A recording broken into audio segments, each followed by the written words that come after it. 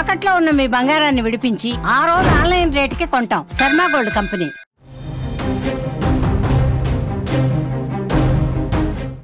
Social media దెబ్బకి Revanth Reddy team కుదేలైపోతోంది.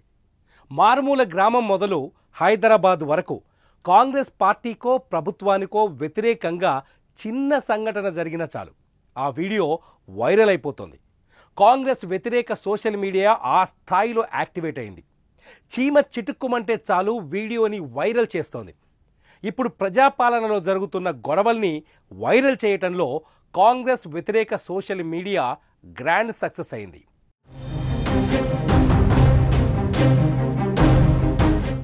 ప్రజాపాలనలో భాగంగా గ్రామీణ స్థాయిలో సమస్యల పరిష్కారానికి వెళ్లిన అధికారులను కొందరు వ్యక్తులు నిలదీస్తున్నారు. ఇళ్ల కేటాయింపు కావచ్చు, రేషన్ కార్డులో పేర్లు కావచ్చు, రైతు రుణమాఫీ కావచ్చు, ఉచిత గ్యాస్ కావచ్చు, ప్రభుత్వం ఇచ్చిన హామీల విషయంలో చిన్న తప్పు జరిగిన ప్రజలు అధికారులను ప్రశ్నిస్తున్నారు. అయితే ఆ ప్రశ్నించే సమయాన్ని వీడియో కెమెరాలో చిత్రీకరించడంలో కాంగ్రెస్ వ్యతిరేక సోషల్ మీడియా సూపర్ హిట్ కొట్టింది. ఆ వీడియోలను మీరు కూడా చూడండి.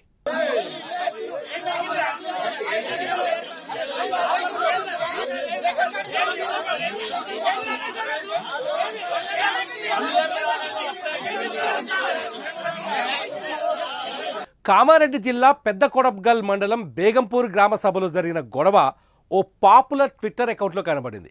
యాదాద్రి భువనగిరి జిల్లా బీబీనగరం మండలం నెమరుగొమల గ్రామంలో జరిగిన ఘర్షణ అదే పాపులర్ ట్విట్టర్ అకౌంట్లో కనిపించింది. జనగామ జిల్లా కొడకర్ల మండలం మొండ్రాయి గ్రామంలో రుణమాఫీ రచ్చ, ఖమ్మం జిల్లా కొనిజర్ల గ్రామంలోని సిద్దిక్ నగర్లో టెంట్ కూల్చేసిన వీడియో కూడా ఆ ట్విట్టర్ అకౌంట్లో కనిపించింది. కరీంనగర్ జిల్లా, జగిత్యాల జిల్లా, ఇలా ప్రతి జిల్లాలో ప్రతి గ్రామంలో జరిగిన గ్రామ సభలు, ఆ సభల్లో జరిగిన ఘర్షణలు సోషల్ మీడియాలో వైరల్గా మారి హల్చల్ సృష్టిస్తున్నాయి.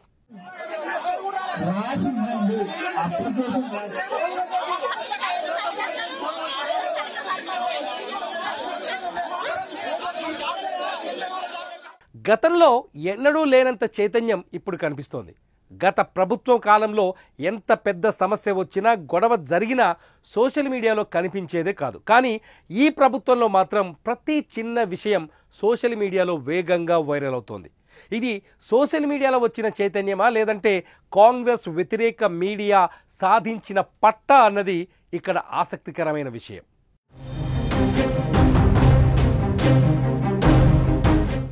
ఇదివరకు కూడా ప్రభుత్వ వ్యతిరేక కార్యక్రమాలు జరిగాయి. ప్రభుత్వం పైన నిరసనలు వ్యక్తమయ్యాయి. ప్రభుత్వాన్ని ప్రశ్నించటాలు, పోలీసులు లాఠీ ఛార్జీలు చేయటాలు వంటివి అనేకం జరిగాయి. కానీ ఒక్క వీడియో కూడా సోషల్ మీడియాలోకి వచ్చేది కాదు. కనీసం మెయిన్ స్ట్రీమ్ మీడియా కూడా పెద్దగా ప్రసారం చేసేది కాదు. కానీ తెలంగాణలో ప్రభుత్వం మారిన తర్వాత సోషల్ మీడియా ఎవ్వరూ ఊహించనంత యాక్టివ్ అయింది. ప్రభుత్వ వ్యతిరేకతకు సంబంధించిన ఏ వీడియో వచ్చినా సోషల్ మీడియాలో అప్లోడ్ అయిపోతూనే ఉంది.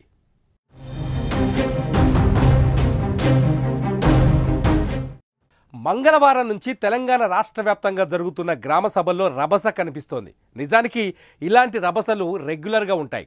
అధికార పార్టీని వ్యతిరేకించే వర్గం లేదా వ్యతిరేక పార్టీ నాయకులు గ్రామ సభల్లో ఘర్షణలు సృష్టించడం సహజమైన విషయం. కానీ దాన్ని తెలివిగా మొబైల్ ఫోన్తో చిత్రీకరించి సోషల్ మీడియాలో పబ్లిసిటీ చేయటం ఇక్కడ అన్నింటికంటే విచిత్రం.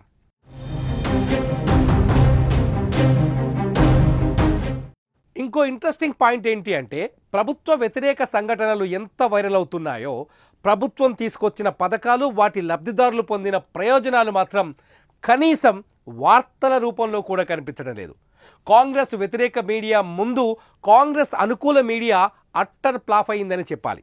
ప్రభుత్వం తీసుకొచ్చిన ప్రజా ప్రయోజన పథకాలను ప్రచారం చేయడంలో కాంగ్రెస్ సోషల్ మీడియా కావచ్చు, రేవంత్ రెడ్డి సోషల్ మీడియా కావచ్చు, అందరూ అట్టర్ ఫ్లాప్ అయ్యారన్నది విశ్లేషకుల అభిప్రాయం.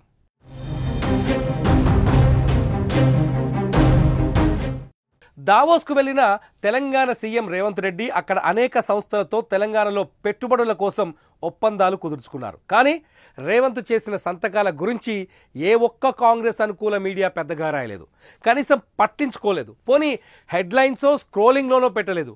అంటే కాంగ్రెస్ ప్రభుత్వం మీడియాకు దూరంగా ఉందా, లేదంటే మీడియా కాంగ్రెస్కు దూరంగా ఉందా అన్నది ఇక్కడ అనుమానించాల్సిన అవసరం ఏర్పడుతోంది.